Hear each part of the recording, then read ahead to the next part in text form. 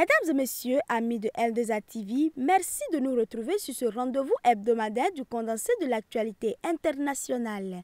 Cette semaine, le Conseil des droits de l'homme de l'ONU a adopté ce vendredi à Genève une résolution non contraignante appelant à stopper les ventes d'armes à Israël.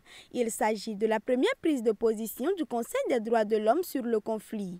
De son côté, Israël a annoncé autoriser la livraison temporaire d'aide dans la bande de Gaza via le port d'Asdod et le pont de passage d'Erez au lendemain d'une mise en garde inédite de son grand partenaire américain. Direction le Sénégal où le jeune et nouveau président Bassirou Diomaye Faye a dévoilé ce mercredi 3 avril la feuille de route de son mandat lors du traditionnel discours à la nation prononcé à la veille du 64e anniversaire de l'indépendance.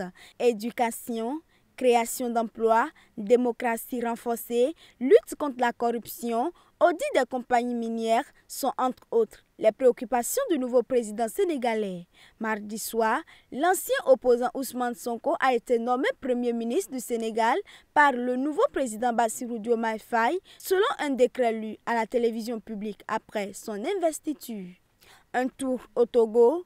Plusieurs partis d'opposition et un groupe de la société civile au Togo ont appelé les populations ce jeudi 4 avril à les rejoindre pour une grande manifestation de protestation les 11, 12 et 13 avril dans une déclaration publiée et demande aux candidats de poursuivre la campagne sur toute l'étendue du territoire national. Ces manifestations s'inscrivent dans le cadre du report des élections législatives et régionales au lendemain de l'arrestation de 9 opposants et dans un contexte de tension croissante depuis l'adoption d'une nouvelle constitution.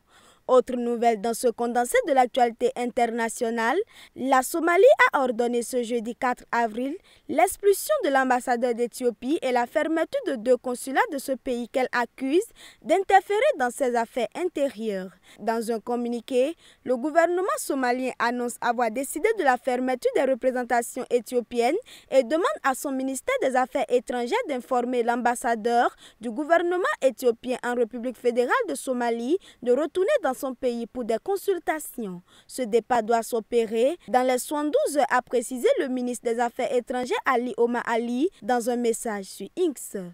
Le gouvernement ordonne que les représentations éthiopiennes dans les régions du Puntland et du Somaliland ferment d'ici 2 semaines et que leur personnel éthiopien quitte le pays d'ici 1 semaine. Pour finir, en RDC, le président Félix Tshisekedi a nommé ce lundi la première femme Premier ministre du pays, réalisant ainsi une promesse de campagne et franchissant une étape importante vers la formation d'un nouveau gouvernement après sa réélection fin de l'année dernière. Ancienne ministre de la Planification, Judith Sumiwa Tulika a promis dans son premier discours après sa nomination à la télévision d'État de travailler pour la paix et le développement. Cependant, la formation d'un nouveau gouvernement pourrait prendre des mois, nécessitant des négociations intensives avec de nombreux partis politiques. Ainsi s'achève ce point de l'actualité internationale pour le compte de cette semaine. Retrouvez-nous la semaine prochaine pour d'autres nouvelles.